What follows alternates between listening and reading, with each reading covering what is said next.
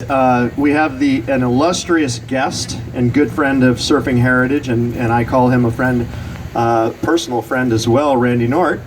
And Randy is a pioneer of surf music. You're going to hear a lot about the very, very early days of surf music and that transition between big bands and the surf stomp.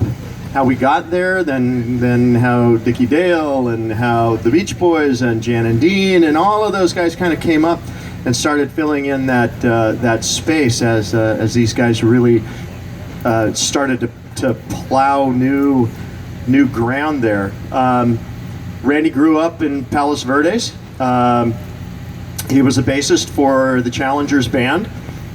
He also took a little side trip, I guess I can say it, during Vietnam, and went to India and learned to play sitar with Ravi Shankar and his, well, I guess your lesson mate is this guy named George Harrison. Yo, homeboy. Yo, homeboy, George Harrison. I think he was in a band once. Beetle George.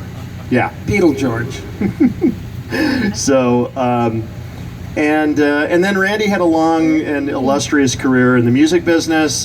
He scored a lot of music, but he did the sound for a number of surf bands surf movies that I'm sure you're familiar with. One of them specifically being Pacific Vibrations. And that takes us to, there was this dude in Surf Pacific Vibrations that they went to the Hollister Ranch. They took this old bus, parked it down on the beach, and then this guy named Rick Griffin, who grew up as one of Randy's best friends, and then actually throughout life. But Rick painted up that bus, and they took off on it. But we're going to go even further back than that to when Randy and Rick when they first met, and how Randy got Rick into surfing. So, but before we get into Rick, Randy, do you want to say anything else about your early days? Anything else you want to add to your bio that I haven't skimmed over?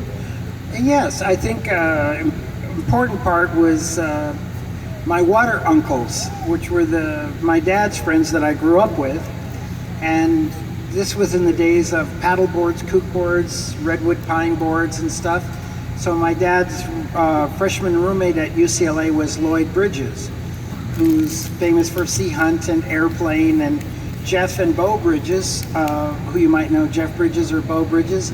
They're my sisters and my age. So, and Dad was a springboard diver in the 32 Olympics, and was close friends with Duke Hanamoko, who, because Duke was an Olympic swimmer and water poloist, he couldn't do any of that for money, but he could be a lifeguard and he could do movie stunts.